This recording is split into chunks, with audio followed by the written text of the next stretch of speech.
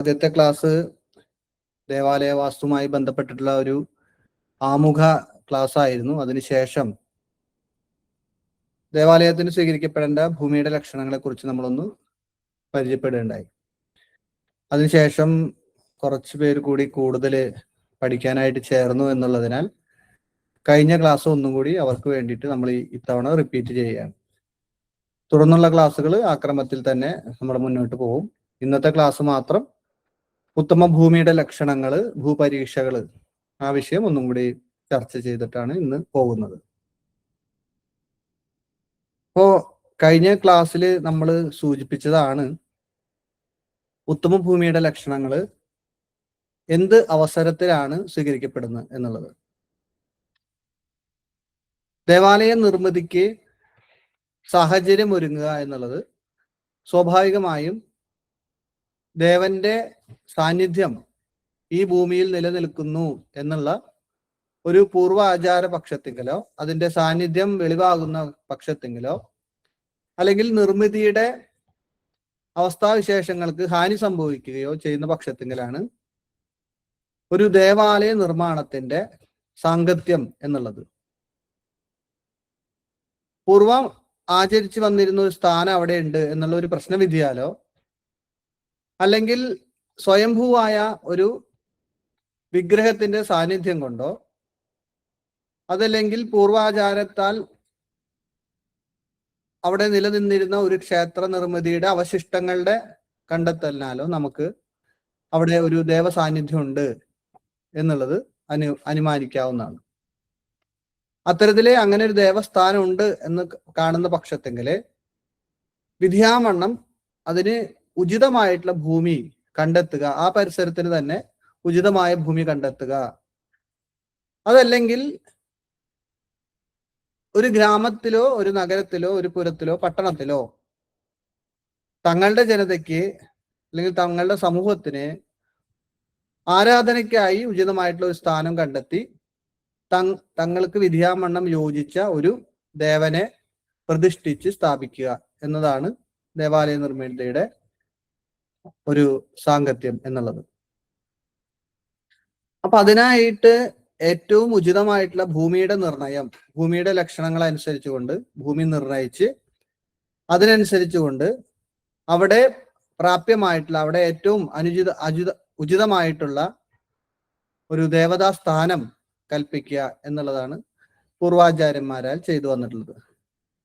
അതിനു വേണ്ടിയിട്ട് വിവിധങ്ങളായിട്ടുള്ള ഭൂപരീക്ഷകളും നിരീക്ഷണങ്ങളും അവര് പറയുകയുണ്ടായിട്ടുണ്ട്. അത്തരത്തിലുള്ള ഉത്തമ ഭൂമിയുടെ ലക്ഷണങ്ങളും ഭൂമി പരീക്ഷകളും ആണ് ഇന്നത്തെ ക്ലാസ്സിൽ നമ്മൾ ഇവിടെ സൂചിപ്പിക്കാൻ പോകുന്നത്. ഞാൻ ഇനി എൻ്റെ സ്ക്രീൻ ഷെയർ ചെയ്യാം. അതിൽ നിങ്ങൾക്ക് ശ്ലോകങ്ങൾ കാണാൻ പറ്റും. ആ ശ്ലോകങ്ങൾ അനുസരിച്ചുകൊണ്ട് നമുക്ക് ക്ലാസ് മുന്നോട്ട് നീങ്ങാം.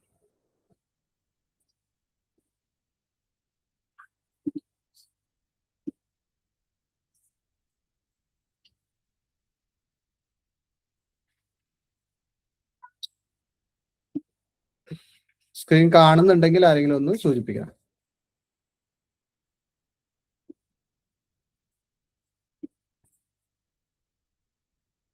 കാണുന്നുണ്ടോ? ഇല്ല സാർ.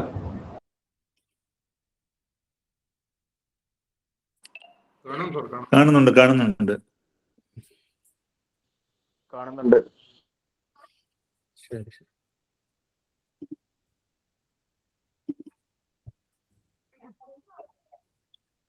ഇയാളാക്കാതെ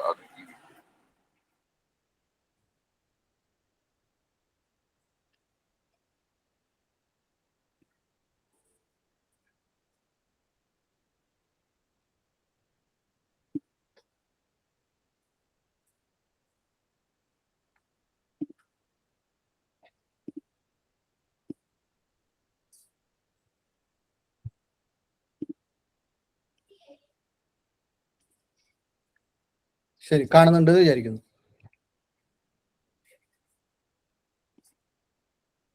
എനിക്കിനി സ്ക്രീന് എന്നെ നിങ്ങൾക്ക് കാണാൻ പറ്റുന്നുണ്ടാവില്ല, എന്നില്ല സ്ക്രീൻ കാണാൻ പറ്റുന്നുണ്ടെന്ന് വിചാരിക്കുന്നു.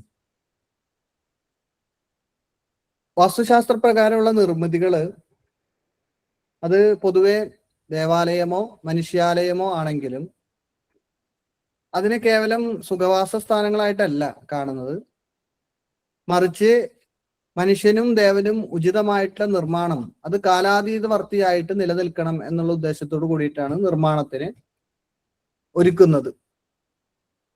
അതുകൊണ്ട് തന്നെ ഉചിതമായിട്ടുള്ള ഭൂമിയുടെ സ്വീകരണവും അതിൽ ഉചിതമായിട്ടുള്ള നിർമ്മാണവും വളരെ പ്രാധാന്യം അർഹിക്കുന്നതാണ്. അതുകൊണ്ട് തന്നെ പ്രാചീനമായിട്ടുള്ള നിർമ്മിതികൾ അത് വിവിധങ്ങളായിട്ടുള്ള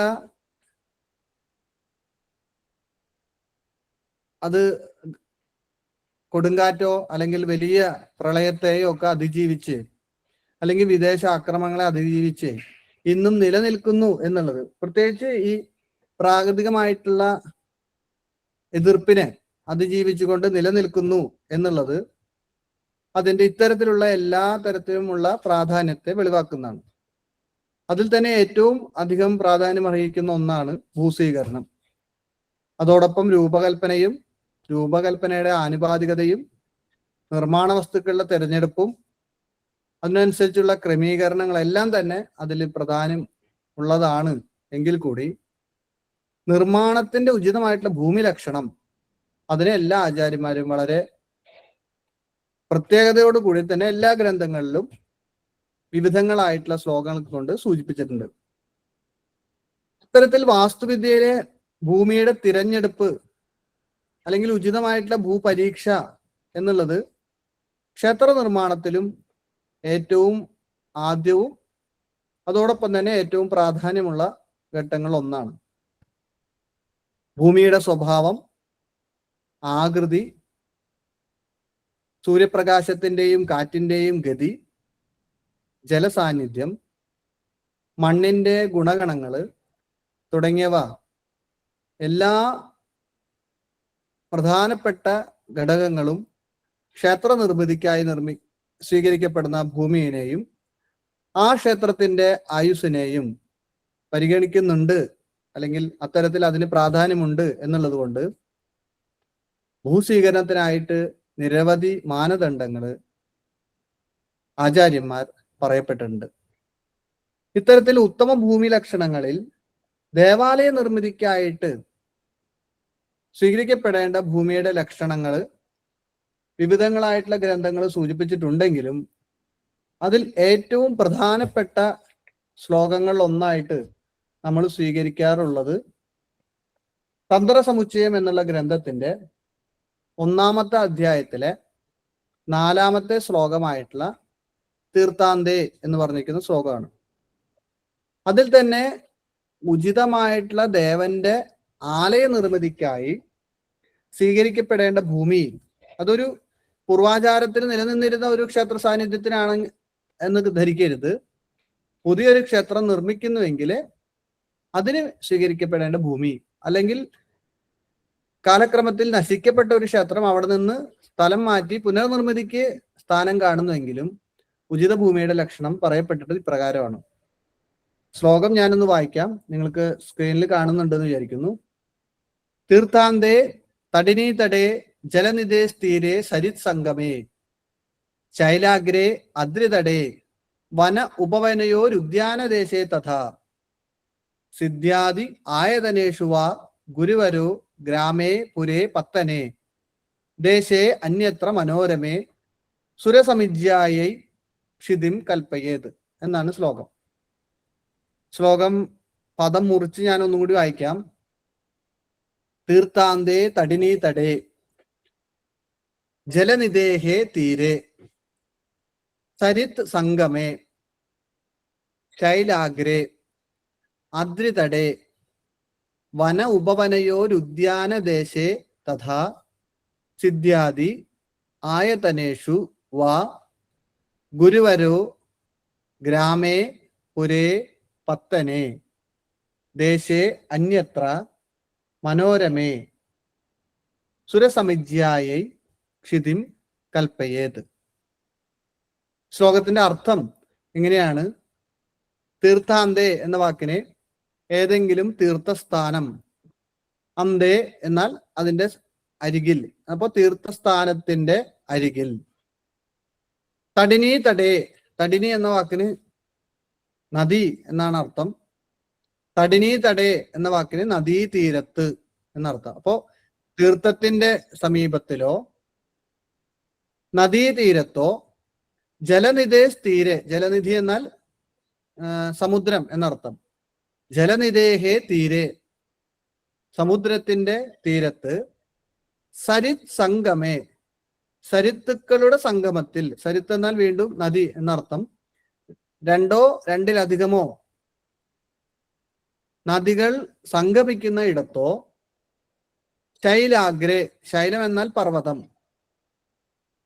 ശൈല അഗ്രേ, ശൈലത്തിന്റെ അഗ്രത്തിൽ എന്നാൽ പർവ്വതത്തിന്റെ മുകളിൽ, അദ്രി തടേ, അദ്രി എന്ന വാക്കിനും പർവ്വതം എന്ന് തന്നെയാണ് അർത്ഥം. അദ്രി തടേ എന്നാൽ പർവ്വതത്തിന്റെ താഴ്വര പ്രദേശങ്ങളിൽ എന്നർത്ഥം. അപ്പോ ശൈലാഗ്രേ അദ്രി തടേ, പർവ്വതത്തിന്റെ മുകളിലോ അതിന്റെ താഴ്വര പ്രദേശത്തോ, വന ഉപവനയോരുദ്യാനദേശേ, വനത്തിലോ ഉപവനത്തിലോ ഉദ്യാനത്തിലോ. അപ്പോ വനത്തിനോട് ചേർന്നിട്ടുള്ളതിനെയാണ് ഉപവനം എന്ന് പറയുന്നത്. ഉപവനം എന്ന് പറഞ്ഞാൽ നമ്മൾ വനത്തിന്റെയും ഗ്രാമത്തിന്റെയും ഇടയിലുള്ള ഭാഗം, കാടല്ല എന്നാൽ കാടിനോട് ചേർന്നിരിക്കുന്ന ഭാഗത്തിനെയാണ് ഉപവനം എന്ന് പറയുന്നത്. ഉദ്യാനദേശം ഒരു പൂന്തോട്ടം. അപ്പൊ പ്രധാനപ്പെട്ട ഒരു പൂന്തോട്ടത്തിലോ ആ പരിസരത്തിലോ സിദ്ധ്യാദി ആയതനേഷുവ, സിദ്ധാദികള്, സിദ്ധന്മാർ തുടങ്ങിയവരുടെ, സിദ്ധന്മാര് അതായത് ഋഷിമാര്, മുനിമാര്, അല്ലെങ്കിൽ പ്രധാനപ്പെട്ട ധർമ്മ ആചാര്യന്മാര്, അവരുടെ ആയതനം, അവരുടെ വാസസ്ഥാനമായിരിക്കുന്ന ആശ്രമങ്ങളുടെ സമീപത്തോ, ഗുരുവരോ, പ്രധാനപ്പെട്ട ഒരു ഗുരു, ആ പ്രദേശത്തിന്റെ ഒരു ഗുരു, ആ ഗുരുവിന്റെ സമീപ പ്രദേശത്തോ, ആ ഗുരുവിന്റെ താമസ സ്ഥലത്തോ, അതിനോട് അനുബന്ധിച്ചോ, ഗ്രാമേ, ഗ്രാമത്തിലോ, പുരേ, പത്തനെ, ദേശേ, അന്യത്ര. അപ്പൊ ഇത്തരത്തിൽ ഗ്രാമത്തിൽ ഇങ്ങനെയുള്ള സ്ഥാനത്തോ, അപ്പോ ഗ്രാമത്തിലോ പുരത്തിലോ, പുരം എന്ന വാക്കിന് രാജധാനി ഇരിക്കുന്ന നഗരം എന്നാണ് അർത്ഥം. അതായത് ഒരു ക്യാപിറ്റൽ സിറ്റിനെയാണ് നമ്മൾ പുരം എന്ന് പറയുക. അപ്പൊ ഗ്രാമത്തിലോ പുരത്തിലോ, അതോടൊപ്പം പത്തനെ, പത്തനം എന്നുള്ള വാക്കിന് പട്ടണം എന്നർത്ഥം. പട്ടണം എന്നാൽ തുറമുഖമുള്ള നഗരത്തിനെയാണ് പട്ടണം എന്ന് പറയുക.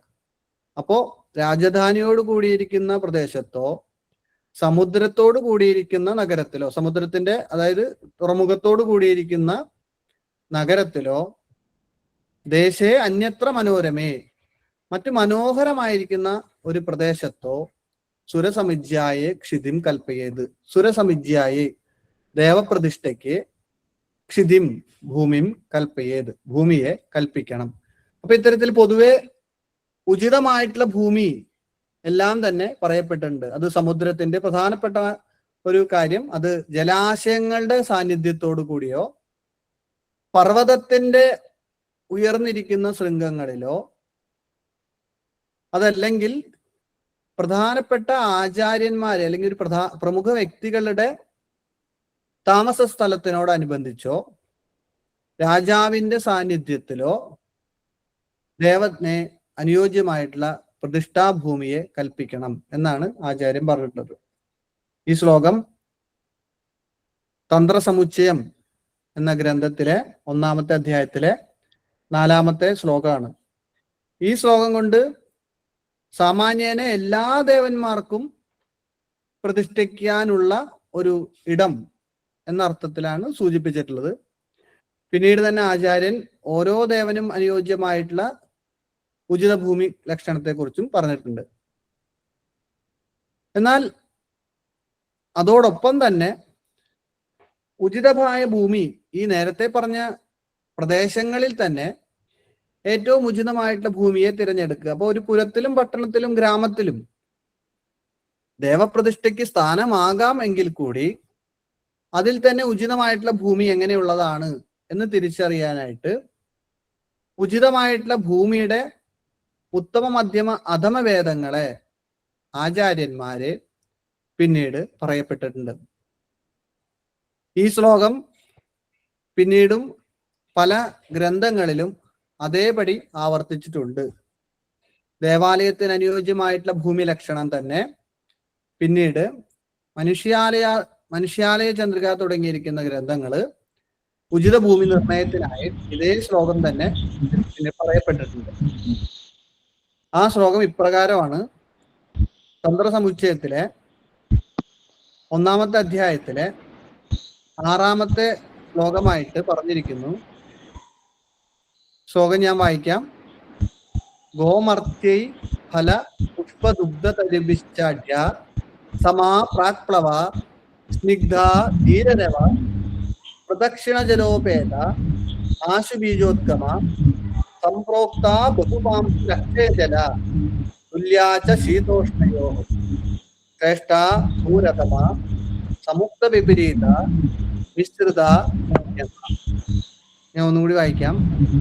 ഓമർത്തൈ ഫല പുഷ്പദുഗ്ധ തരിഭിശ്ചാഢ്യ സമാ പ്രാക്പ്ലവ സ്നിഗ്ധാധീരരവ പ്രദക്ഷിണ ജലോപേതാശു ബീജോദ്ഗമ സംപ്രോക്ത ബഹുപാംസുരക്ഷയജല തുല്യാച്ച ശീതോഷ്ണയോ ശ്രേഷ്ഠാ ഭൂരതമ സമുക്ത വിപരീത മിശ്രിത മധ്യമ.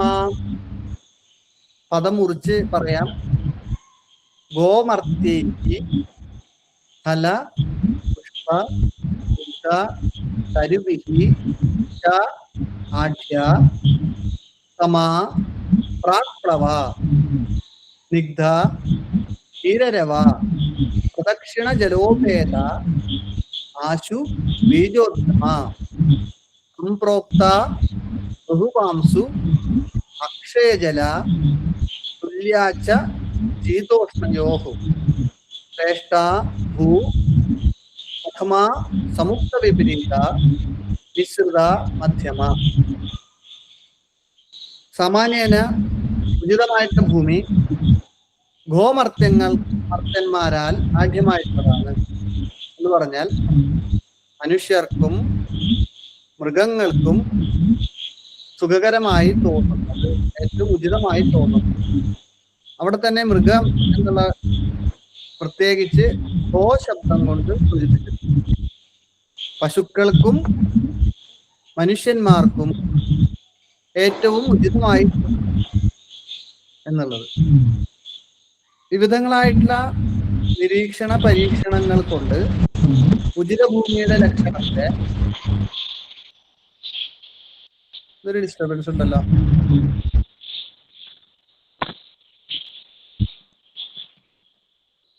ഈ കൊച്ചു മോൻ വാഴയിൽ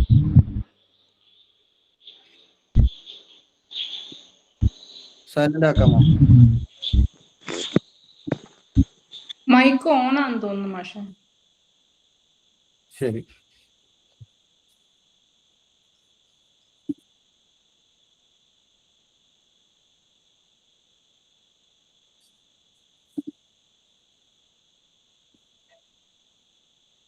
ശരി. ഗോമർത്തേഹി എന്ന വാക്കിന്റെ അർത്ഥമാണ് പറഞ്ഞുകൊണ്ടിരുന്നത്. അപ്പൊ മനുഷ്യന്മാരാൽ ഉചിതമായി സ്വീകരിക്കപ്പെട്ട ഭൂമി എന്ന അർത്ഥത്തിൽ വിവിധ നിരീക്ഷണ പരീക്ഷണങ്ങൾ കൊണ്ട് നമുക്ക് സ്വീകരിക്കാം എന്നുണ്ട്. അവിടെ തന്നെ ഗോ ശബ്ദം കൊണ്ട്, മർത്യ ശബ്ദം മനുഷ്യൻ എന്ന അർത്ഥത്തിലാണെങ്കിൽ ഗോ ശബ്ദം കൊണ്ട് പശുവിനെ കൊണ്ട് ഉചിതമായ ഭൂമി സ്വീകരിക്കപ്പെടുക എന്നുള്ളൊരു പ്രധാനപ്പെട്ട ഒരു രീതി ഇന്നും തുടർന്നു വരുന്നുണ്ട്. എന്നാൽ പൂർവകാലത്തിങ്കല് ഏറ്റവും ഉചിതമായിട്ടുള്ള ഭൂമിയുടെ ലക്ഷണത്തെ അറിയാൻ വേണ്ടിയിട്ട് പശുവിനെ കൊണ്ട് ഒരു പരീക്ഷണം പല ആചാര്യന്മാരും പൂർവ ഗ്രന്ഥങ്ങളിൽ പറയപ്പെട്ടിട്ടുണ്ട്. അത് ഇപ്രകാരമാണ്. ഉചിതമായിട്ടുള്ള ഭൂമിയുടെ ലക്ഷണങ്ങളെ തിരിച്ചറിയുന്നതിനായിട്ട് പശുവിനെ ആ ഭൂമിയുടെ പരിസരത്തെങ്കില് ഉപേക്ഷിക്കുകയും 21 ദിവസം നിരന്തരം പശുവിനെ പിന്നീട് അന്വേഷിച്ച് കണ്ടുപിടിക്കുകയും സ്ഥിരമായി പശു തൻ്റെ ഭക്ഷണാവശ്യങ്ങൾക്ക് ശേഷം വിശ്രമിക്കുന്നതിനായിട്ട് ഏത് ഭൂമിയാണോ സ്വീകരിക്കുന്നത് ആ ഭൂമിയെ ഉചിതമായിട്ടുള്ള ഭൂമി എന്ന് സ്വീകരിക്കണം എന്നുള്ള ഒരു പരാമർശം പല ഗ്രന്ഥങ്ങളിലും കണ്ടിട്ടുണ്ട്. അത് പ്രാചീന കാലത്ത് അത്തരത്തിൽ ചെയ്തിട്ടുമുണ്ട്. ഈ അടുത്ത കാലത്ത് എനിക്ക് തോന്നുന്നു 16 വർഷങ്ങൾക്ക് മുൻപ് 2010 അല്ലെങ്കിൽ 2008 തോന്നുന്നു കേരളത്തിൽ അത്തരത്തിലൊരു ഭൂമി സ്വീകരണം നടന്നിട്ടുമുണ്ട്. അപ്പോൾ ഒരു വലിയ ഭൂമിയാണെങ്കിൽ ഇത്തരത്തിൽ പശുവിനെ കൊണ്ട് ഉചിതമായിട്ടുള്ള ഭൂമിയുടെ സ്വീകരണം നടത്താം. ആ ഒരു ചടങ്ങിനെ പണ്ട് ഗവേഷണം എന്നാണ് പറഞ്ഞുകൊണ്ടിരുന്നത്. പശുവിനെ അയച്ചു വിടുക, പിന്നീട് അതിനെ തിരിച്ച് കണ്ടുപിടിക്കുക എന്നുള്ളത്. അപ്പൊ ഗവേഹേ ഈഷണം, അപ്പൊ പശുവിനെ വീണ്ടും അന്വേഷിച്ച് കണ്ടുപിടിക്കുക എന്ന അർത്ഥത്തില് ഗവേഷണം എന്നുള്ള പദം ചില ഗ്രന്ഥങ്ങൾ സൂചിപ്പിച്ചിട്ടുണ്ട്. പ്രധാനമായിട്ടും ഗവേഷണം എന്നുള്ള വാക്കിനെ പുനരന്വേഷണം എന്ന അർത്ഥത്തില് ഇപ്പോഴും ചില പദങ്ങൾ ചില ആവശ്യങ്ങൾക്കായിട്ട് നമ്മൾ റിസർച്ച് എന്നുള്ള അർത്ഥത്തിൽ ഉപയോഗിക്കാറുണ്ട്. അപ്പൊ അത്തരത്തിൽ പശുക്കൾക്കും മനുഷ്യന്മാർക്കും സുഖകരമായി തോന്നുന്ന ഒരു ഭൂമി അത് ഉചിത ഭൂമിയാണ്. അതോടൊപ്പം ഫല പുഷ്പ ദുഗ്ധ തരിഭിശ്ചാഢ്യ, തരിഭിഹി ആഢ്യ, വൃക്ഷങ്ങളാൽ ആഢ്യമായത്, ശ്രേഷ്ഠമായത്. എങ്ങനെയുള്ള വൃക്ഷങ്ങളാലാണ്? ഫലം, പുഷ്പം, ദുഗ്ധം എന്നിവകളാൽ ശ്രേഷ്ഠമായ ഭൂമി, എന്നിവകൾ ചേർന്ന വൃക്ഷങ്ങളാൽ ശ്രേഷ്ഠമായ ഭൂമി. അപ്പോ പഴങ്ങൾ ഉണ്ടാകുന്നത്, പുഷ്പങ്ങൾ ഉണ്ടാവുന്നത്, പാൽ എന്നുള്ള കറ എന്നർത്ഥത്തിൽ, നല്ല കറയുള്ള വൃക്ഷം. അപ്പൊ കറയുണ്ടാകുക, ഫലങ്ങളും പുഷ്പങ്ങളും ഉണ്ടാവുക, അത്തരത്തിലുള്ള വൃക്ഷങ്ങളുടെ സാന്നിധ്യം, ഉത്തമമായിട്ടുള്ള വൃക്ഷങ്ങളുടെ സാന്നിധ്യം ഉചിത ഭൂമിയുടെ ലക്ഷണമായിട്ട് പറയപ്പെട്ടിട്ടുണ്ട്. അതോടൊപ്പം ഭൂമി സമമായിരിക്കുക എന്നുള്ളത് ഒരു പ്രധാനപ്പെട്ട ഒരു ഘടകമായിട്ട് ആചാര്യന്മാർ പറയുന്നു.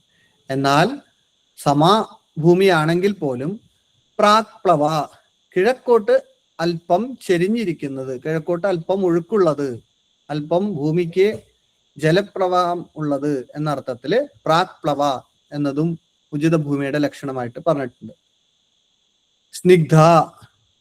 സ്നിഗ്ധമായ ഭൂമി, സ്നിഗ്ധ എന്നതിന് മിനുസമുള്ളത് എന്നാണ് അർത്ഥം, അല്ലെങ്കിൽ അല്പം ആർദ്രമായത് എന്നർത്ഥമുണ്ട്. അപ്പൊ സ്നിഗ്ധ എന്നതിന് മിനുസമുള്ള ഭൂമി എന്നുള്ളത് കൊണ്ട് ഉചിതമായിട്ടുള്ള മണ്ണ്, അതിനല്പം ഈർപ്പത്തോട് കൂടിയിട്ട് ഫെർട്ടൈൽ ആയിട്ടുള്ള ഒരു മണ്ണായിരിക്കണം എന്നുള്ള അർത്ഥത്തില് സ്നിഗ്ധ. അതോടൊപ്പം ചേർത്ത് പറയുന്നു ധീരരവ, ധീരമായിട്ടുള്ള രവം, ശബ്ദമുള്ളത്.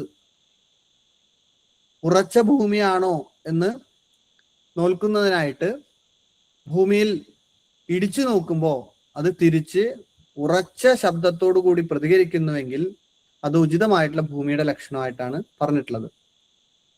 അതോടൊപ്പം പ്രദക്ഷിണ ജലോപേത,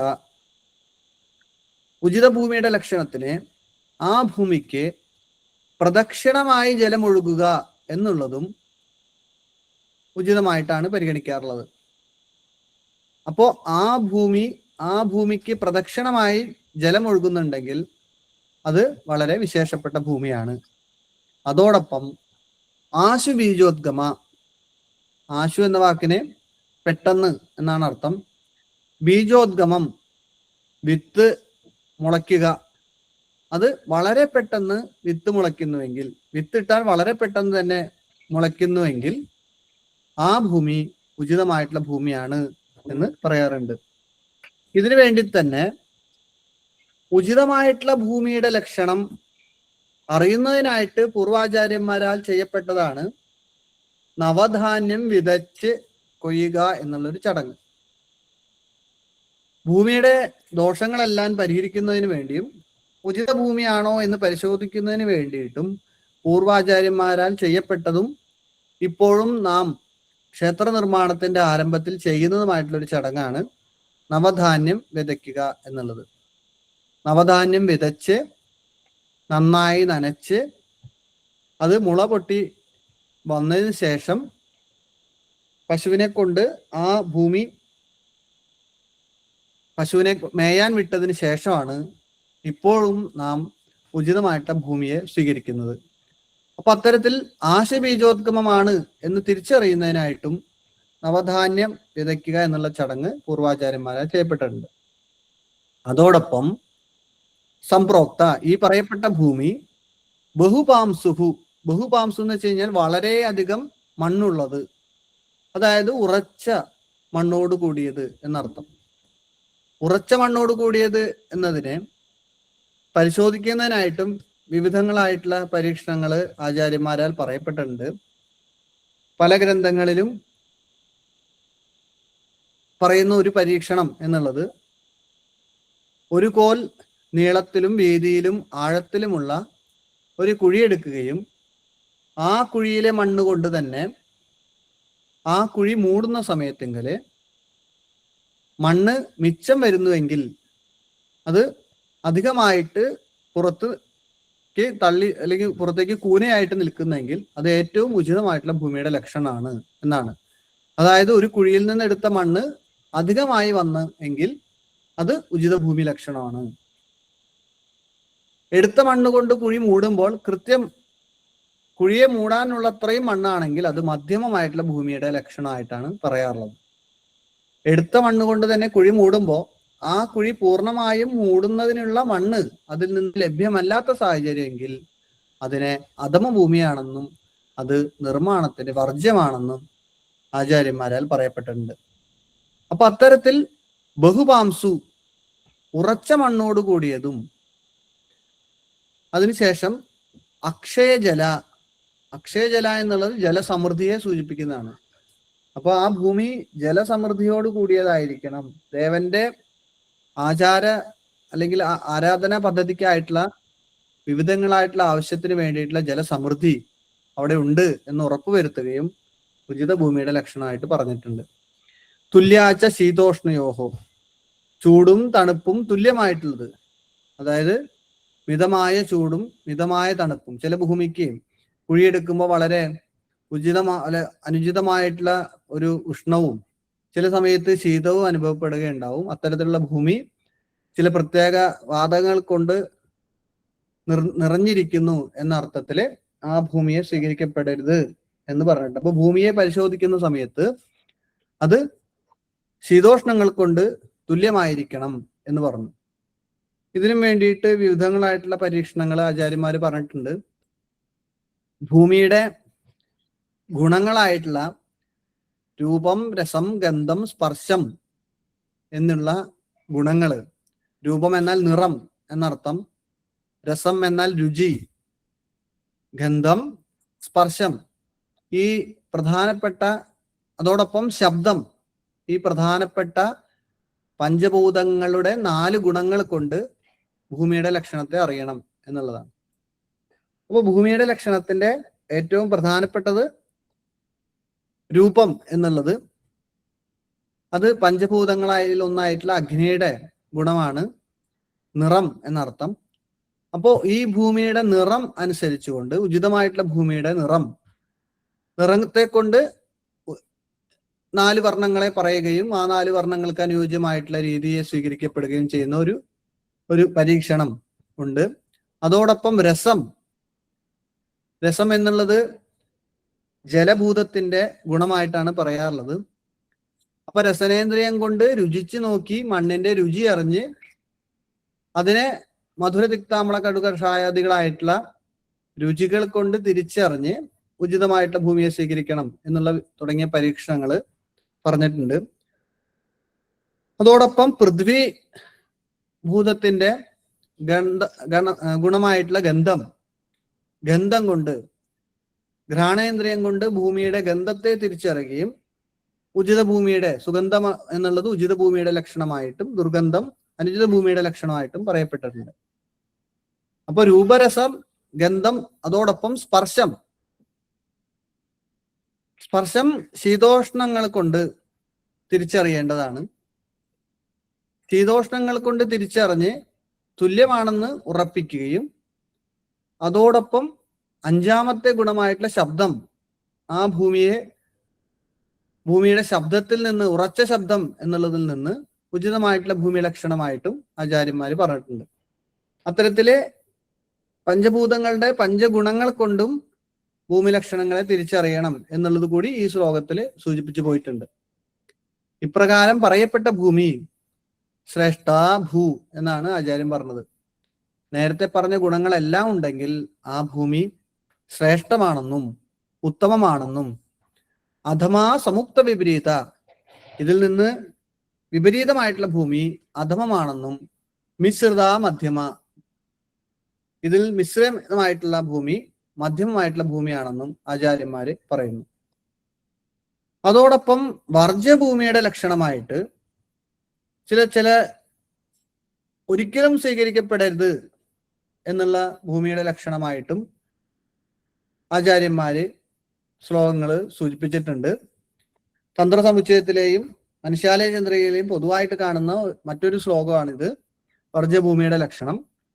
ഈ ശ്ലോകം കൊണ്ട് അധമങ്ങളിൽ തന്നെ വർജിക്കപ്പെടേണ്ടത്, നേരത്തെ പറഞ്ഞത് ഉത്തമ മധ്യമാധമങ്ങളായിട്ട് സ്വീകരിക്കാം, എന്നാൽ അധമങ്ങളിൽ തന്നെ വർജ്യമായിട്ടുള്ള ഭൂമി എന്നുള്ള അർത്ഥത്തില് വർജ്യഭൂമി ലക്ഷണം പറഞ്ഞിട്ടുണ്ട്. ശ്ലോകം വായിക്കാം. വൃത്താർത്ഥേന്ദു നിഭദ്രി പഞ്ചരസകോണ ശൂലശൂർപ്പാകൃതിർ മത്സ്യാനേകപകൂർമക പൃഷ്ട കപിലവക്തോത്തമാമേദിനി ഭസ്മാങ്കാര തുഷാസ്തികേശ കൃമിവത്മീകാദിഭിഃ സംയുത വർജ്യാ മധ്യനത സഗർഭകുഹര വിസ്രാവിധി സ്ഥാപിച്ച. വൃത്ത, ഇതിവിടെ പ്രധാനമായിട്ടും ആകൃതിയും ഭൂമിയുടെ ഘടനയും അനുസരിച്ചുകൊണ്ടാണ് വർജ്യഭൂമിയുടെ ലക്ഷണങ്ങളെ പറഞ്ഞിട്ടുള്ളത്. ഒന്നാമത്തെ ലക്ഷണം വൃത്തം, ആർദ്ധേന്ദു നിഭ, ആകൃതിയെ സംബന്ധിക്കുന്ന നിയമം പറഞ്ഞിരിക്കുന്നു. വൃത്താകൃതിയുള്ളത് വട്ടത്തിലുള്ള ഭൂമിയാണെങ്കിൽ അത് സ്വീകരിക്കപ്പെടരുത്. അതോടൊപ്പം അർദ്ധേന്ദു, അർദ്ധേന്ദു എന്നാൽ ഇന്ദു എന്നാൽ ചന്ദ്രൻ, അർദ്ധേന്ദു എന്നാൽ അർദ്ധചന്ദ്രാകൃതി ഉള്ളത്. അപ്പോ അർദ്ധചന്ദ്രാകൃതി അല്ലെങ്കിൽ ക്ഷീണചന്ദ്രന്റെ ആകൃതി എന്നുള്ളതും വൃത്തത്തിൽ കുറഞ്ഞിരുന്നാലും അത് അനുചിത ഭൂമിയുടെ ലക്ഷണമായിട്ടാണ് ആചാര്യന്മാര് പറഞ്ഞിട്ടുള്ളത്. ഏറ്റവും ഉചിതമായിട്ടുള്ള ഭൂമി 4 കോണോട് കൂടിയതാണ് എന്ന് നമുക്കറിയാം. എന്നാൽ മറ്റ് ആകൃതികൾ, എന്നാൽ മറ്റു കോണുകൾ ഇവിടെ പറയുന്നു ത്രിപഞ്ചരസ കോണ. ത്രി എന്നാൽ 3 കോണുള്ള ഭൂമി, ത്രികോണാകൃതിയിലുള്ള ഭൂമി അനുചിത ഭൂമിയാണെന്നാണ് ആചാര്യപക്ഷം. അതോടൊപ്പം 5 കോണുള്ള ഭൂമി, രസ എന്ന വാക്കിന് ഷഡ് എന്നാണ് അർത്ഥം. ഷഡ് എന്നാൽ 6 എന്നർത്ഥം. രസങ്ങൾ 6 ആയതുകൊണ്ടാണ് രസശബ്ദത്തിന് 6 എന്നുള്ള ഭൂതസംഖ്യാ പ്രയോഗം. ഷഡ് രസങ്ങൾ, 6 രസങ്ങളാണ് ഉള്ളത്. മധുരം, തിക്തം, അമ്ളം, കടു, കഷായം തുടങ്ങിയിരിക്കുന്ന 6 രസങ്ങൾ ഉള്ളത് കൊണ്ട് രസശബ്ദത്തിന് 6 എന്നാണ് അർത്ഥം. അപ്പൊ 3 കോണുള്ളത്, 5 കോണുള്ളത്, 6 കോണുള്ളത്, ഇത്തരത്തിലുള്ളതെല്ലാം അനുചിത ഭൂമിയുടെ ലക്ഷണമായിട്ടാണ് പറയാറുള്ളത്.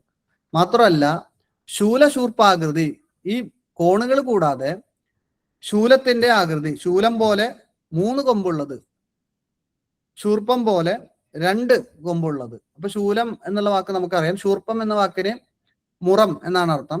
അത് ഈ കൊമ്പ് മുറാണ്. ഒരു ഭാഗത്ത് നിന്ന് മറ്റൊരു ഭാഗത്തേക്ക് നമ്മൾ ഉപയോഗിക്കുന്നത്, ഈ നെല്ലെല്ലാം ചേർന്നതിനായിട്ട് നമ്മൾ ഉപയോഗിക്കുന്നത് മുറം എന്നുള്ള പദമാണ്. അതിന് കൊമ്പ് മുറം എന്ന് പറയും. സാധാരണ ചതുരാകൃതിയുള്ള മുറമല്ല, 2 വശങ്ങൾ, ഒരു വശത്തിൽ 2 കോണുകളോട് കൂടിയിട്ടുള്ള മുറം. അതോടൊപ്പം ശൂലത്തിന്റെ ആകൃതിയും അനുചിതമാണ്.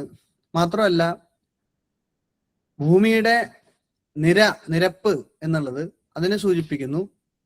മത്സ്യം, അനേകപം, മത്സ്യം എന്നുള്ള വാക്കിന് മീൻ എന്നുള്ള അർത്ഥം. അപ്പൊ മത്സ്യത്തിന്റെ പൃഷ്ഠം പോലെ, മത്സ്യം, അനേകപം, കൂർമ്മം, പൃഷ്ഠ.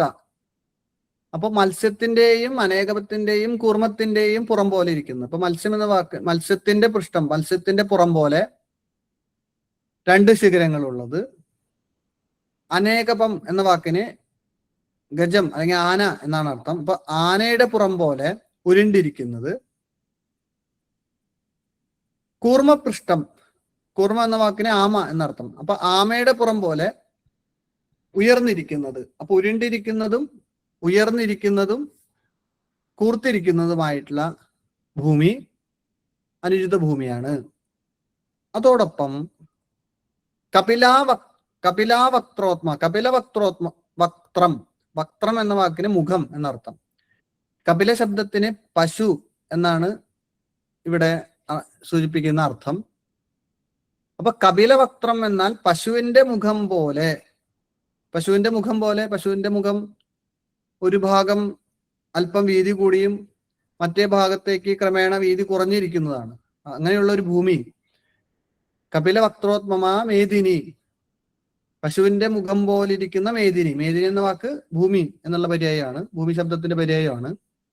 അപ്പൊ പശുമുഖം പോലെ ഒരു ഭാഗം വീതി കൂടിയും മറ്റേ പുറം ക്രമേണ വീതി കുറഞ്ഞും ഇരിക്കുന്നത് അനുചിത ഭൂമിയാണ്. മാത്രമല്ല ഭൂമിയിലെ ഭസ്മം, അങ്കാരം, തുഷ, അസ്ഥി, കേശ, കൃമി, വത്മീകാദിഭിഹി സംയുത. ഭൂമിയിൽ ഈ വസ്തുക്കളുടെ സാന്നിധ്യം ഉണ്ടെങ്കിലും അത് അനുചിത ഭൂമിയാണ്. ഏതൊക്കെയാണ്? ഒന്നാമത്തെ ഭസ്മം. ഭസ്മം എന്ന് വെച്ച് കഴിഞ്ഞാൽ ചാരം എന്നർത്ഥം. അപ്പൊ ചാരമുണ്ടാകുക. അങ്കാരം, അങ്കാരം കനൽക്കട്ടയാണ്. അപ്പൊ കനൽക്കട്ട കരിങ്കട്ടയായാൽ, അപ്പോ കരിക്കട്ടകള്, ചാരം, തുഷ, തുഷ എന്ന വാക്കിന് ഉമി എന്നാണ് അർത്ഥം. അപ്പൊ ഉമി, അസ്ഥി എല്ല്, കേശം മുടി, കൃമി പ്രാണികളോ പുഴുക്കളോ, വൽമീകം, വൽമീകം എന്ന വാക്കിന് ചിതൽപുറ്റ് എന്നാണ് അർത്ഥം. അപ്പൊ ചിതൽപുറ്റ്, കൃമികള്, കേശം, അസ്ഥി, തുഷ, അങ്കാരം, ഭസ്മം എന്നിവയുടെ സാന്നിധ്യം അത് അനുചിത ഭൂമിയുടെ ലക്ഷണമായിട്ടാണ് പറയാറുള്ളത്. അതൊരു ശ്മശാന ഭൂമിയുടെ ലക്ഷണമായിട്ടാണ് പൊതുവെ പറയാറുള്ളത്. അപ്പോ ഇതിനു വേണ്ടിയിട്ട് ഭൂമി കുഴിച്ചു നോക്കുന്ന സമയത്ത് തന്നെ, ക്ഷേത്രനിർമ്മിതിക്കായിട്ട് സ്വീകരിക്കപ്പെടുന്ന ഭൂമി കുഴിച്ചു നോക്കുന്ന സമയത്ത് ഇതിന്റെ ലക്ഷണങ്ങൾ കാണുകയാണെങ്കിൽ സ്വീകരിക്കപ്പെടരുത് എന്നാണ് വിധി. വർജ്യ മധ്യനത, മാത്രമല്ല മധ്യഭാഗം താന്നിരിക്കുക. സഗർഭഗുഹര, ഉള്ളിൽ പോടുകളുള്ളത് അല്ലെങ്കിൽ പൊത്തുകളോട് കൂടിയത്.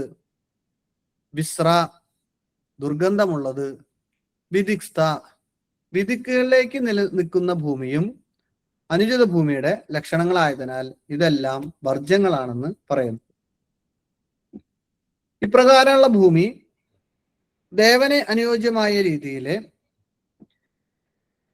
സ്വീകരിക്കപ്പെടാൻ സാധിക്കുമെങ്കിൽ പൂർവോക്ത ലക്ഷണ പ്രകാരം പുനർക്രമീകരിച്ച് ആ ഭൂമി സ്വീകരിക്കാം എന്നുള്ള പക്ഷവും നിലനിൽക്കുന്നുണ്ട്. അപ്പോ ദോഷങ്ങളുള്ള ഭൂമിയാണെങ്കിൽ അത് സ്വീകരിക്കപ്പെടാൻ സാധ്യത ഉണ്ടെങ്കിൽ, അതായത് ചില ആകൃതി ദോഷങ്ങളാണ് ഉള്ളതെങ്കിൽ അതിനെ ഭൂമി ചേർത്തോ കുറച്ചോ കൊണ്ട് അതിന് ലക്ഷണദോഷം തീർത്ത് സ്വീകരിക്കപ്പെടാൻ സാധ്യതയുണ്ടെങ്കിൽ സ്വീകരിക്കാം.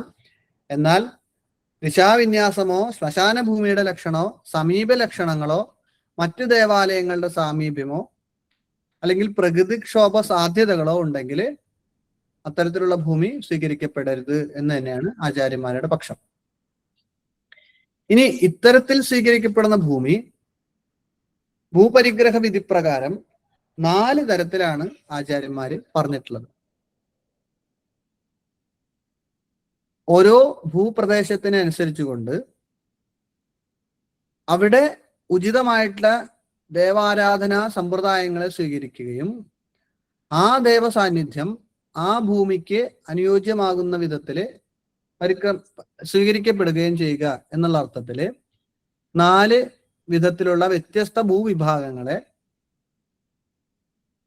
പിന്നീട് ആചാര്യന്മാരാൽ പറയപ്പെട്ടിട്ടുണ്ട്.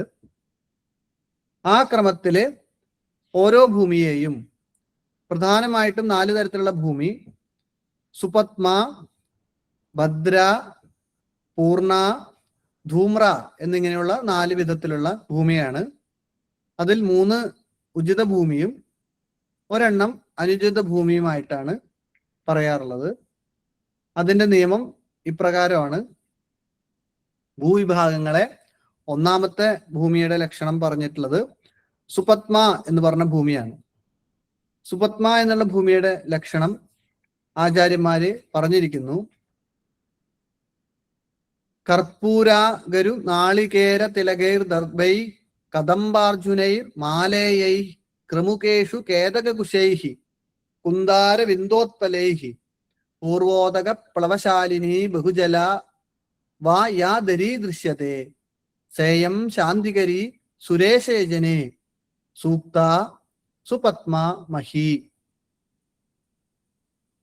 ഏറ്റവും ഉചിതമായിട്ടുള്ള ഭൂമി അതിന്റെ ലക്ഷണങ്ങൾ അനുസരിച്ചുകൊണ്ട് ദേവ ആരാധനയ്ക്കായി ദേവന്റെ പ്രതിഷ്ഠയ്ക്കായി സ്വീകരിച്ചാൽ സേയം ശാന്തികരി, രോഗം, അനർത്ഥങ്ങള്, മറ്റു ദോഷങ്ങൾക്കെല്ലാം ശാന്തി നൽകുന്ന പ്രതിഷ്ഠയായിട്ട് വർത്തിക്കും എന്നുള്ള ഭൂമിയുടെ പേരായിട്ട് പറഞ്ഞത് സുപത്മ എന്നാണ്. സുപത്മ എന്നു പേരുള്ള ഭൂമിയിലെ ദേവനെ പ്രതിഷ്ഠിച്ച് പൂജിച്ചാൽ രോഗം, അനർത്ഥം ഇത്യാദികളെ നശിപ്പിക്കുന്നു. എന്നാൽ എങ്ങനെയുള്ള ഭൂമിയാണ് സുപത്മ ഭൂമി എന്ന് നോക്കാം. ഇവിടെ പറയുന്നു കർപ്പൂരാഗരു നാളികേര തിലകയിൽ ദർഭൈ കദംബാർജുനേഹി. ഇത് പൊതുവെ വൃക്ഷ സാന്നിധ്യത്തെ സൂചിപ്പിക്കുന്നതാണ്. ഈ ഭൂമിയുടെ വിഭാഗങ്ങള് കർപ്പൂരം, അകില്, തെങ്ങ്, എള്ള്, ദർഭ, കടമ്പ്, മരുത്, ചന്ദനം, കവുങ്ങ്, കരിമ്പ്, കൈത, കുശ, മുല്ല, താമര, കൂവളം എന്നിവകളോട് കൂടിയ ഭൂമിയാണെങ്കിൽ അത് ഏറ്റവും ഉചിത ഭൂമിയായിട്ടാണ് സങ്കല്പിക്കാറുള്ളത്. അപ്പൊ ഒരു ഉചിതമായിട്ടുള്ള വൃക്ഷ സാന്നിധ്യം ഉണ്ടെങ്കിൽ, മേൽപ്പറഞ്ഞ വൃക്ഷങ്ങളാണെങ്കിൽ കർപ്പൂരം, അകില്, തെങ്ങ്, തിലം എന്നാൽ എള്ള് എന്നർത്ഥം, ദർഭം, കദംബം, കടമ്പ്, അർജുനവൃക്ഷം മരുത്താണ്, മാലേയം ചന്ദനം, ക്രമുകേഷു ക്രമുകം കവുങ്ങാണ്, ഇക്ഷു എന്നാൽ കരിമ്പ്, അപ്പൊ ക്രമുകം ഇക്ഷു, കേതകം കേതകം പൂക്കൈതയാണ്, കുശം, കുന്ദാരവിന്ദം,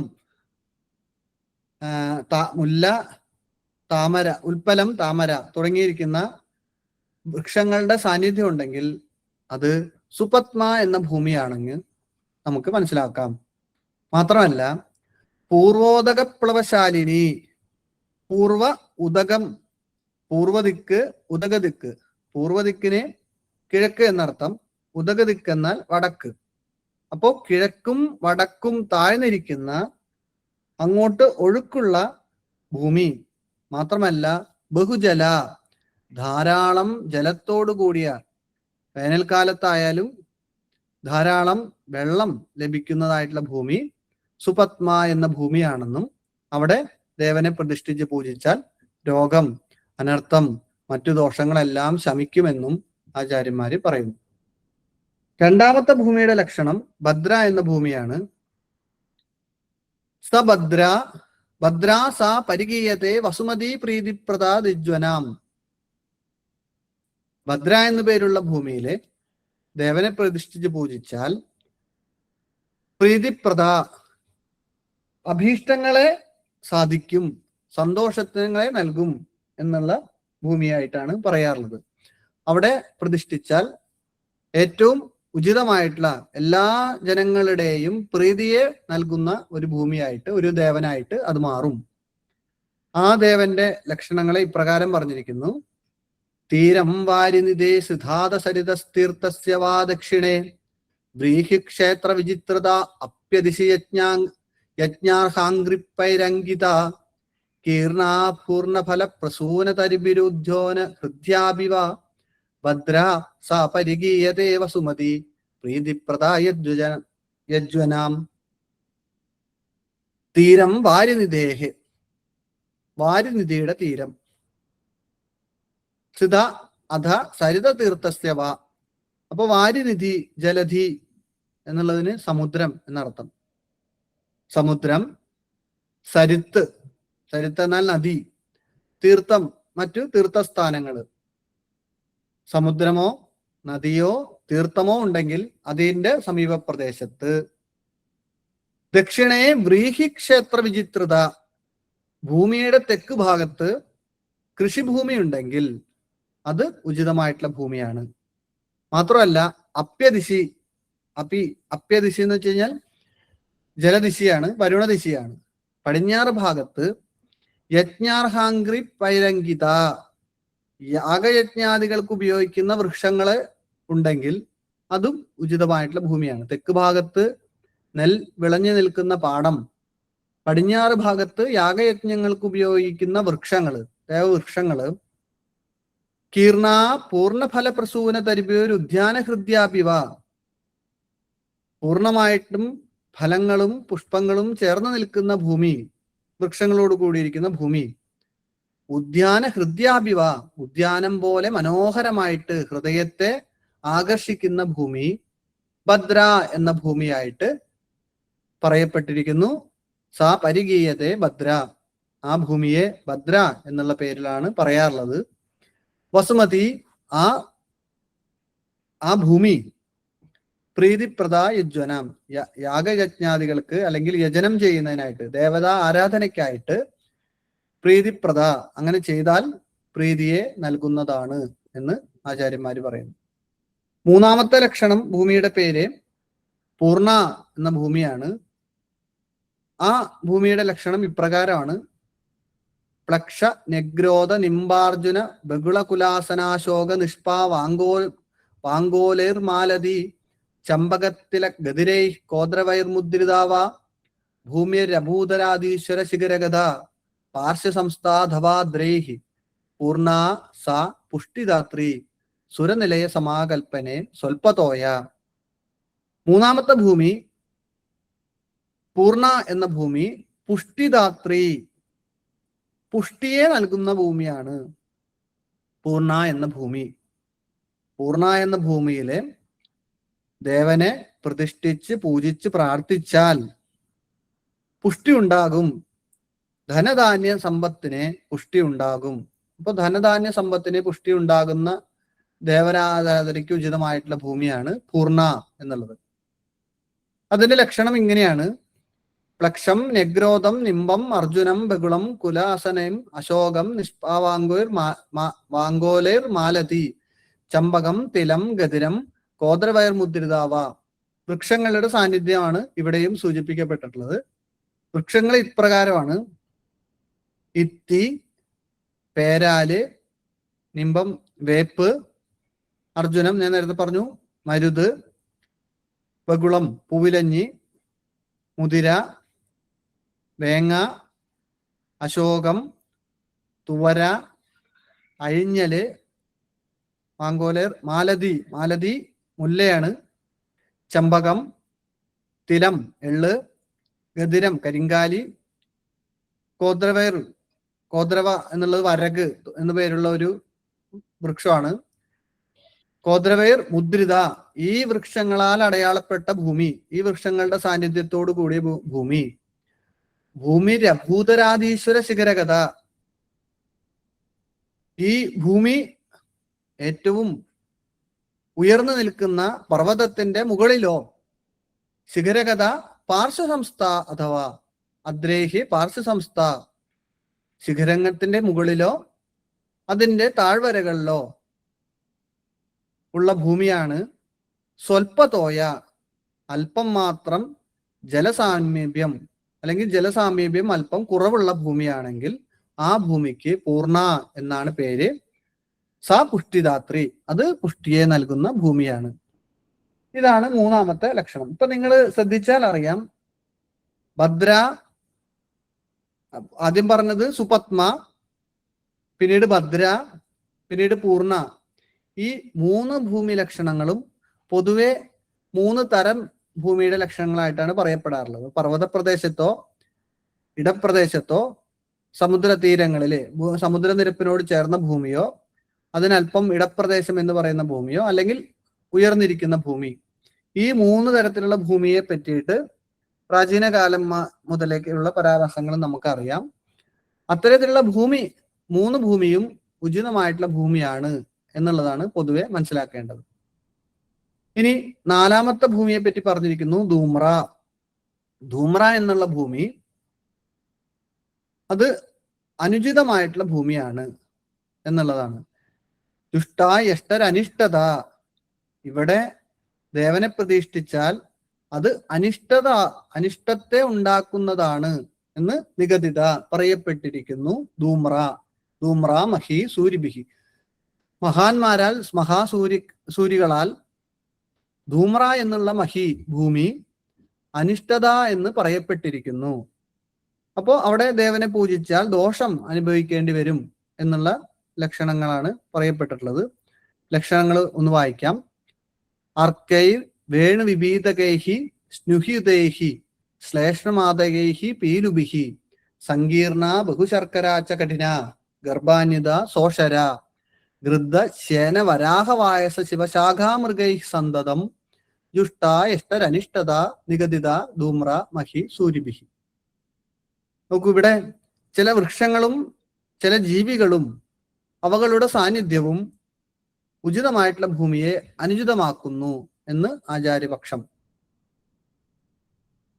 അർക്കവൃക്ഷം എരിക്ക്, വേണു മുള, വിഭീതകം താന്നി, സ്നുഹിയുതം മുള്ളുള്ളത് കള്ളി, ശ്ലേഷ്മാതകം നറുവരി, പീലു കാപ്പിച്ചെടിയാണ്. ഈ വൃക്ഷങ്ങളാൽ സങ്കീർണ, ഈ വൃക്ഷങ്ങളോട് കൂടിയ ഭൂമി, ബഹുശർക്കരാച്ച കഠിന ഗർഭാന്യുത. കഠിന ഗർഭാന്യുത ഉറച്ച ഭൂമിയാണ്, എന്നാൽ ഉള്ളിൽ ഗർഭത്തോട് കൂടിയത്, ഉള്ളിൽ മടകളുള്ളത്, ഉള്ളിൽ പൊത്തുകളോട് കൂടിയത്. സോഷര ഊഷരമായിട്ടുള്ളത്, എന്നാൽ ഒട്ടും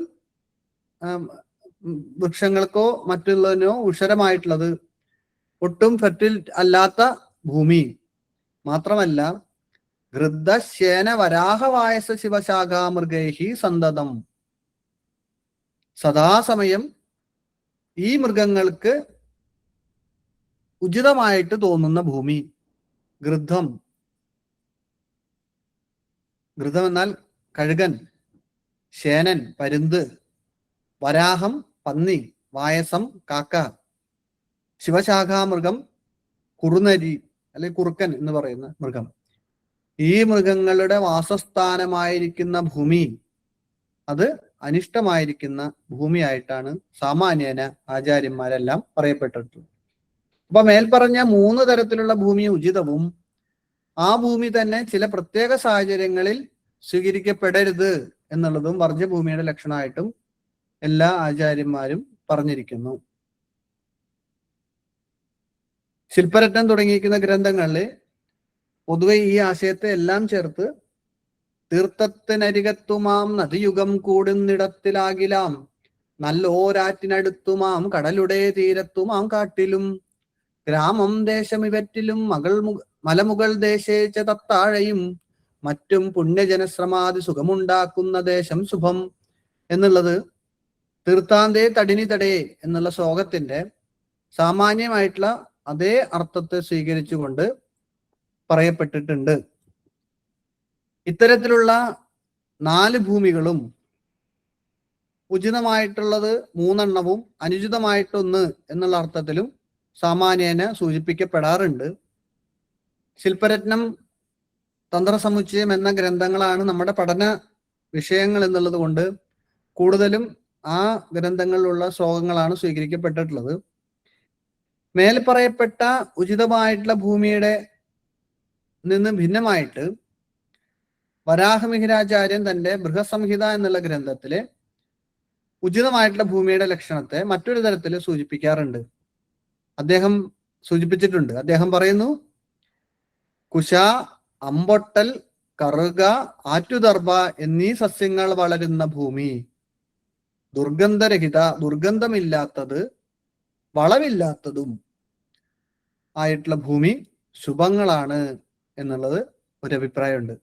മാത്രമല്ല ദീർഘചതുരാകൃതിയുള്ളതും ഉറച്ച ശബ്ദത്തോടു കൂടിയതും പുന്ന, പിച്ചകം, താമര, ധാന്യങ്ങൾ എന്നിവയുടെ ഗന്ധത്തോടു കൂടിയതും ഒരേ നിറത്തോടു കൂടിയതും ഫലഭൂയിഷ്ടവും ആർദ്രവും കൂവളം, വേപ്പ്, കരിനൊച്ചി, മരുത്, തേന്മാവ് എന്നീ വൃക്ഷങ്ങളോട് കൂടിയതും വലത്തോട്ട് ജലപ്രവാഹമുള്ളതും മനസ്സിനെ ആഹ്ലാദിപ്പിക്കുന്ന, മനസ്സിനെ സന്തോഷിപ്പിക്കുന്നതുമായിട്ടുള്ള ഭൂമി ഉത്തമമാണെന്ന് മയമതം എന്നുള്ള ഗ്രന്ഥത്തിലെ ആചാര്യന്റെ പ്രമാണമുണ്ട്. അപ്പൊ മേൽപ്പറഞ്ഞ രണ്ട് നിയമങ്ങളും തന്ത്രസമുച്ചയകാരനും ശില്പരത്നകാരനും അതേ അർത്ഥത്തിൽ തന്നെ സ്വീകരിക്കപ്പെട്ടിട്ടുണ്ട് എന്നുള്ളത് കൊണ്ട് ആചാര്യന്മാരാൽ സ്വീകരിക്കപ്പെട്ട ഭൂമിയുടെ ലക്ഷണങ്ങളെ പൊതുവെ മേൽപ്പറഞ്ഞ ശ്ലോകങ്ങളിൽ നിന്ന് വ്യക്തമാക്കാം.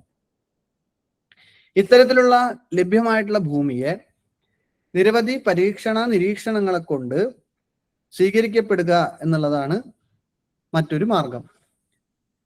അപ്പോ ബ്രാഹ്മണാദി വർഗങ്ങൾക്ക് എന്നുള്ള ക്രമത്തില് പല ഗ്രന്ഥങ്ങളും ഭൂമിയുടെ ലക്ഷണങ്ങൾ അനുസരിച്ചുകൊണ്ട് ചതുർവർണ്ണങ്ങൾക്കനുസൃതമായിട്ട് ഭൂമിയുടെ ലക്ഷണങ്ങളെ പറയാറുണ്ട്.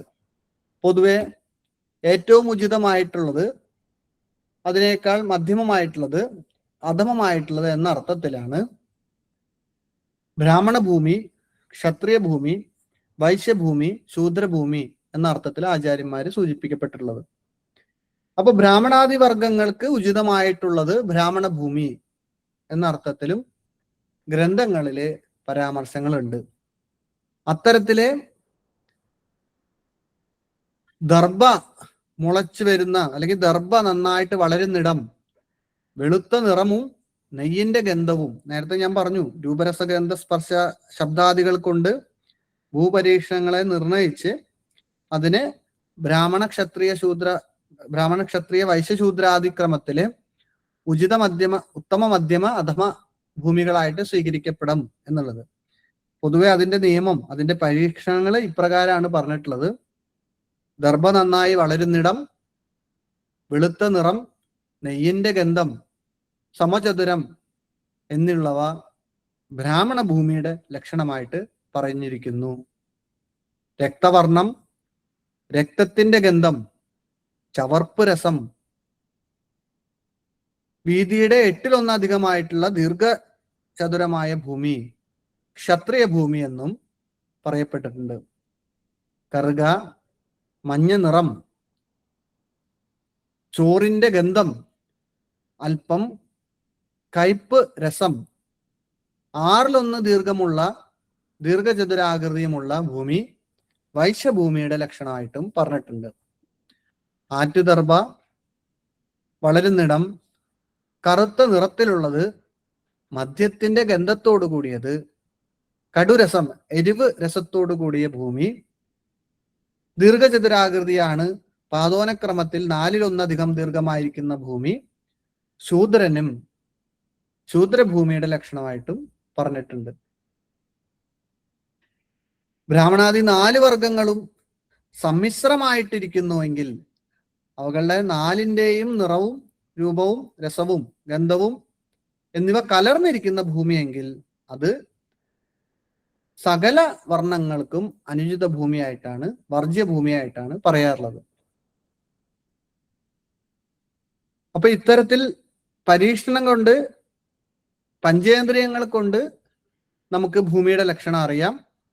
ഇതോടൊപ്പം തന്നെ ഭൂമിയുടെ മറ്റൊരു പരീക്ഷണമായിട്ട് പറയാറുള്ളത്, നേരത്തെ ഞാൻ കുഴിയെടുത്തിട്ട് അതിന്റെ ഉറപ്പിനെ പരിശോധിക്കുന്ന ഒരു പരീക്ഷണം പറഞ്ഞു. അതോടൊപ്പം തന്നെ മറ്റൊരു പരീക്ഷണം പറയാറുള്ളത്, സ്വീകരിക്കപ്പെടേണ്ട അല്ലെങ്കിൽ പരീക്ഷിക്കപ്പെടുന്ന ഭൂമി, അതിന് നടുവിൽ കുഴിയെടുത്ത് അതിൽ ചാണകം കൊണ്ട് മെഴുകി ആചാര്യൻ കിഴക്കോട്ട് തിരിഞ്ഞു നിന്ന് അവിടെ ധാന്യം നിറച്ചതായിട്ടുള്ള ഒരു മൺകുടം, അതിന്റെ മുകളിലായി ഒരു ചിരാത് വിളക്കും കത്തിച്ച് വെച്ച് ആ ചിരാതിൽ നെയ്യ് ഒഴിച്ച് മന്ത്രജപം കൊണ്ട് വിളക്ക് കൊളുത്തി അതിൽ നിന്ന് പുറത്തു വരുന്ന ദീപത്തിന്റെ വർണ്ണങ്ങൾ അനുസരിച്ചുകൊണ്ട് ഉചിതമായിട്ടുള്ള ഭൂമി ചതുർവർണ്ണങ്ങൾക്കും പറയപ്പെട്ടിട്ടുണ്ട്. അത്തരത്തിൽ കത്തുന്ന തിരിക്ക് വെളുപ്പ് നിറമാണെങ്കിൽ ബ്രാഹ്മണ ഭൂമി എന്നും, ചുവപ്പ്, മഞ്ഞ, കറുപ്പ് എന്നിവ ക്രമേണ ക്ഷത്രിയ, വൈശ്യ, ശൂദ്ര ഗുണങ്ങളോട് കൂടിയിരിക്കുന്ന ഭൂമിയാണെന്നും ഈ ഭൂമിയെ അതിനനുസരിച്ചുകൊണ്ട് സ്വീകരിക്കപ്പെടണം എന്നും പറഞ്ഞിട്ടുണ്ട്. അപ്പൊ ഇത്തരത്തിൽ വിളക്കിന്റെ നാളത്തിന്റെ നിറമനുസരിച്ചു കൊണ്ടും ഉചിതമായിട്ടുള്ളതും മധ്യമവും അധവുമായിട്ടുള്ള ഭൂമിയുടെ ലക്ഷണമായിട്ട് ആചാര്യന്മാരാൽ പറയപ്പെട്ടിട്ടുണ്ട്. ഇതോടൊപ്പം ഓരോ തിരിയുടെയും കത്തുന്ന നിറമനുസരിച്ചു കൊണ്ട് അതിലടങ്ങിയിരിക്കുന്ന വാതകങ്ങൾ അതിന്റെ സ്വഭാവം അനുസരിച്ചുകൊണ്ട് ആ ഭൂമിയിൽ അടങ്ങിയിരിക്കുന്ന മൂലകങ്ങളുടെ സ്വഭാവമാണ് ആ കത്തുന്ന വിളക്കിന്റെ നിറം എന്നറിഞ്ഞ് അതിനനുസരിച്ചു കൊണ്ടാണ് ഉത്തമ മധ്യമ അധമ ഭൂമിയായിട്ട് സ്വീകരിക്കപ്പെടാറുള്ളത്. മാത്രമല്ല ചില ആചാര്യന്മാര് ഓരോ തിരി 4 ദിക്കിനനുസരിച്ചുകൊണ്ട് കിഴക്ക് തുടങ്ങിയിട്ടുള്ള പ്രദക്ഷിണമായി 4 ദിക്കിലെ തിരി കത്തിച്ച് പൂജിച്ച് പ്രാർത്ഥിക്കുമ്പോൾ ഏത് തിരിയാണ് കത്തുന്നത് അത് ആ ഭൂമിയുടെ ലക്ഷണമായിട്ടും ചില പരീക്ഷണങ്ങൾ പറയപ്പെട്ടിട്ടുണ്ട്. ഇത്തരത്തിൽ പരീക്ഷണങ്ങളെ കൊണ്ട് സ്വീകരിക്കപ്പെടുന്ന ഭൂമി ആ ഭൂമി ഉചിതമായിട്ട് നിർമ്മാണത്തിനായിട്ട് സ്വീകരിക്കുക എന്നുള്ളതാണ് അതിൻ്റെ ഒരു പ്രധാന നിയമം എന്നുള്ളത്. ഇതിനനുസരിച്ചുകൊണ്ട് ഈ ഭൂമിയിലെ ഓരോ സ്ഥാനം അനുസരിച്ചുകൊണ്ട് ദേവന്മാർക്ക് ഉചിതമായിട്ടുള്ള ഭൂമി ആ സ്ഥാനത്ത് ആ ദേവനെ കൽപ്പിച്ച് പ്രതിഷ്ഠിച്ച് ആരാധനയ്ക്ക് അർഹനാക്കുക എന്നുള്ളതും, അതേ ക്രമത്തിൽ തന്നെ പ്രധാന ദേവന്റെ സാമീപ്യത്തിലുള്ള ഉപദേവന്മാർക്കും പ്രതിഷ്ഠാസ്ഥാനങ്ങളെ ഈ സ്ഥാനക്രമത്തിൽ കൽപ്പിച്ച് പ്രതിഷ്ഠിച്ച് പരിപാലിക്കപ്പെടുക എന്നുള്ളതും ആചാര്യന്മാരാൽ നിർദ്ദിഷ്ടങ്ങളാണ്. ഇതിനെ തുടർന്നിട്ടുള്ള ദേവസ്ഥാനങ്ങളും ഭൂപരിഗ്രഹവും നമുക്ക് അടുത്ത ക്ലാസ്സിലെ കുറച്ചും കൂടിയും ഡീറ്റെയിൽ ആയിട്ട് പഠിക്കാം. ഇന്ന് ഈ പറഞ്ഞ ഉചിതമായിട്ടുള്ള ഭൂമിയുടെ ലക്ഷണങ്ങളെ അതുമായി ബന്ധപ്പെട്ടുള്ള എന്തെങ്കിലും സംശയം ഉണ്ടെങ്കിൽ നിങ്ങൾ നമ്മുടെ ഇന്നത്തെ സമയം ആയിട്ടുണ്ട്, അതുമായിട്ടുള്ള സംശയങ്ങൾക്ക് വേണ്ടിയിട്ട് കുറച്ച് സമയം നമുക്ക് സ്വീകരിക്കാം. അതിനുശേഷം അടുത്ത ആഴ്ച തുടർന്നുള്ള ഭൂപരിഗ്രഹവും ഉചിതമായിട്ടുള്ള ദേവതാ സ്ഥാനങ്ങളെ കൂടി നമ്മൾ സൂചിപ്പിക്കും. അതിനുശേഷമാണ് മറ്റു വിഷയങ്ങളിലേക്ക് നമ്മൾ പ്രവേശിക്കുന്നത്. ദേവനെ ഉചിതമായിട്ടുള്ള മണ്ഡലങ്ങൾ, ദേവസ്ഥാനത്തിന് ഉചിതമായിട്ടുള്ള മണ്ഡലങ്ങളും കണക്ക് സമ്പ്രദായങ്ങളിലേക്കും അതിനുശേഷം തുടർന്ന് വരുന്ന ക്ലാസ്സുകളിലെ നമ്മൾ പ്രവേശിക്കും. ഇന്ന് പറഞ്ഞ വിഷയത്തിൽ എന്തെങ്കിലും സംശയം ഉണ്ടെങ്കിലോ പൊതുവെ ഈ ക്ലാസ്സിനെ കുറിക്കുന്ന എന്തെങ്കിലും സംശയം ഉണ്ടെങ്കിലോ നിങ്ങൾക്ക് ഈ സമയത്തെ ഉപയോഗിക്കാം. ഞാൻ നിങ്ങളുടെ സംശയത്തിനോ അല്ലെങ്കിൽ ചർച്ചയ്ക്കായിട്ട് വേദിയെ തുറന്നിടുന്നു.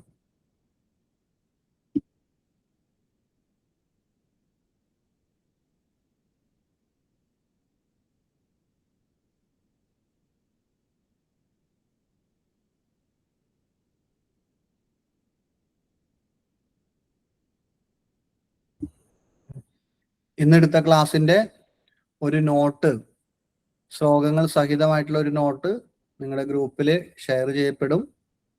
പിന്നീട് അത് വായിച്ചതിന് ശേഷമോ ക്ലാസ് പിന്നീട് പലതവണ കേൾക്കാനുള്ള സാധ്യതയുണ്ട്, സാഹചര്യമുണ്ട്. അത് കേൾക്കുന്ന പക്ഷത്തെങ്കിലോ നിങ്ങൾക്ക് സംശയം തോന്നുന്നുണ്ടെങ്കിൽ നിങ്ങൾ എൻ്റെ നമ്പറിൽ നിങ്ങൾക്ക് പേഴ്സണലായിട്ട് മെസ്സേജ് അയക്കുകയോ അല്ലെങ്കിൽ പൊതുവെ എല്ലാവർക്കും ഉപയോഗപ്രദമാകുന്നതാണെങ്കിൽ അത് ഗ്രൂപ്പിൽ പോസ്റ്റ് ചെയ്യുകയോ ചെയ്യാവുന്നതാണ്. അതിനനുസരിച്ചുള്ള മറുപടി ഞാൻ ഗ്രൂപ്പിൽ അതിന് മറുപടിയായിട്ട് പോസ്റ്റ് ചെയ്യാം. ഈ വിഷയത്തിലുള്ള സംശയങ്ങൾക്ക് ഏത് സമയത്തും എപ്പോൾ വേണമെങ്കിലും നിങ്ങൾക്ക് ഈ ക്ലാസ് കഴിഞ്ഞാൽ മാത്രമല്ല ഏത് സമയത്തും എൻ്റെ വാട്സാപ്പിൽ നിങ്ങൾക്ക് മെസ്സേജ് അയക്കാം. എൻ്റെ പകൽ സമയത്ത് എന്നെ വിളിച്ചാൽ ചിലപ്പോൾ ക്ലാസ് എടുക്കുന്ന സമയത്തൊക്കെ ആണെങ്കിൽ എടുക്കാൻ ബുദ്ധിമുട്ടാണ്. നിങ്ങൾ മെസ്സേജ് അയക്കുന്നതായിരിക്കും കൂടുതൽ ഉചിതം. അത്യാവശ്യ കാര്യങ്ങളാണെങ്കിൽ നിങ്ങൾക്ക് നേരിട്ട് വിളിക്കുകയും ചെയ്യാം. ക്ഷേത്രവാസ്തു വിഷയത്തില് പഠന വിഷയം ഓരോന്നും നമ്മൾ സൂചിപ്പിക്കപ്പെടുന്നത് പഠിപ്പിക്കുന്നത് നിർമ്മാണത്തിന്റെ ക്രമത്തിലാണ്, ഗ്രന്ഥക്രമത്തിലല്ല. നിർമ്മാണത്തിന്റെ ക്രമം അനുസരിച്ചുകൊണ്ടാണ് വിഷയങ്ങൾ സ്വീകരിക്കപ്പെട്ടിട്ടുള്ളത്. അതനുസരിച്ചുകൊണ്ട് ഉചിത ഭൂമിക്ക് ശേഷം ദേവസ്ഥാനങ്ങൾക്ക്, ദേവപ്രതിഷ്ഠയ്ക്കുള്ള സ്ഥാനവും ഭൂപരിഗ്രഹത്തിന്റെ വിധികളും അതോടൊപ്പം വാസ്തുപുരുഷ മണ്ഡലം, കണക്ക് സമ്പ്രദായങ്ങള്, ഷഡാധാര പ്രതിഷ്ഠ, ഇഷ്ടകാന്യാസം, ഗർഭന്യാസം തുടങ്ങിയിരിക്കുന്ന വിഷയങ്ങളിലേക്ക് നമ്മൾ പ്രവേശിക്കും. മറ്റ് സംശയങ്ങളില്ലെങ്കിൽ നമുക്ക് ക്ലാസ് ഇവിടെ നിർത്താൻ തോന്നുന്നു. അജയല സാറേ, നോട്ട്സ് എങ്ങനെ കിട്ടും നമുക്ക്?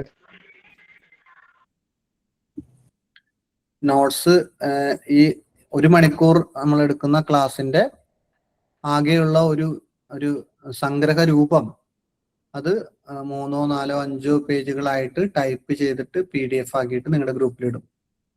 നിങ്ങൾക്കത് പ്രിന്റ് എടുത്ത് സൂക്ഷിക്കുകയോ അല്ലെങ്കിൽ മൊബൈലിൽ ഒരു ഫോൾഡർ ആക്കി വെക്കുകയോ ചെയ്തിട്ട് ഉപയോഗിക്കും. സാർ എല്ലാ വ്യാഴാഴ്ചയും ഉണ്ടാവോ ക്ലാസ്? ഈ മാസത്തിൽ എല്ലാ വ്യാഴാഴ്ചയാണ്. അടുത്ത മാസത്തിൽ ചിലപ്പോൾ ചില ദിവസം ഉണ്ടാവും. അത് നിങ്ങളുടെ മാസത്തിന്റെ ആദ്യത്തിൽ അറിയിക്കും ഏതൊക്കെ ദിവസമാണ് ക്ലാസ് ഉള്ളത് എന്നുള്ളത്. നിങ്ങൾ എവിടെയെങ്കിലും നോട്ട് ചെയ്ത് വെക്കുക. ആ ദിവസത്തെ പിന്നീട് മാറ്റില്ല എന്തായാലും. മറ്റെന്തെങ്കിലും ആകസ്മികമായിട്ടുള്ള കാരണങ്ങൾ ഉണ്ടെങ്കിൽ മാത്രമേ ക്ലാസ് മാറുള്ളൂ. അല്ലെങ്കിൽ ഒരു മാസത്തിന്റെ ആദ്യത്തിൽ ഏതൊക്കെ ദിവസങ്ങളാണ് ക്ലാസ് ഉള്ളതെന്ന് നിങ്ങളെ മാസത്തിന്റെ ആദ്യത്തെ ദിവസം തന്നെ അറിയിക്കും. സാർ ഒരു സഹായം ചെയ്തോ, ചൊവ്വാഴ്ച ഒഴിവാക്കി തരാവോ? സാധാരണ ഈ ക്ലാസ് നടക്കുന്നത് ചൊവ്വാഴ്ചകളിലാണ്. ബുധനാഴ്ചയും വ്യാഴാഴ്ചയൊക്കെ മറ്റ് ക്ലാസ്സുകൾ ഉള്ളതുകൊണ്ട് താൽക്കാലികമായിട്ടാണ് ഇപ്പോൾ ഈ വ്യാഴാഴ്ചത്തേക്ക് വെച്ചിട്ടുള്ളത്. നോക്കാം, നമുക്ക് ഒഴിവുള്ള ദിവസം ഉണ്ടോ നോക്കാം.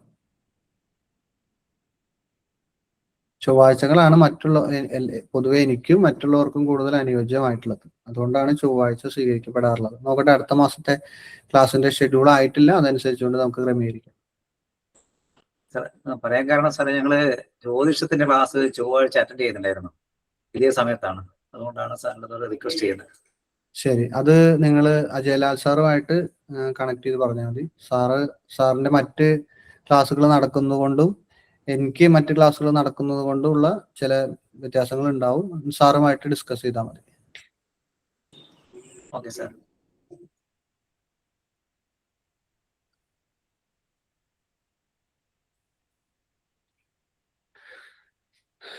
മറ്റു വിഷയങ്ങളില്ലെങ്കിൽ നമുക്ക് ക്ലാസ് ഇന്ന് ഇവിടെ നിർത്താം.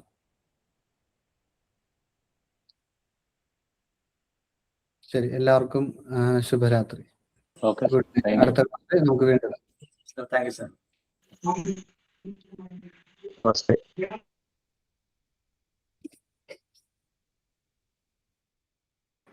Thank you.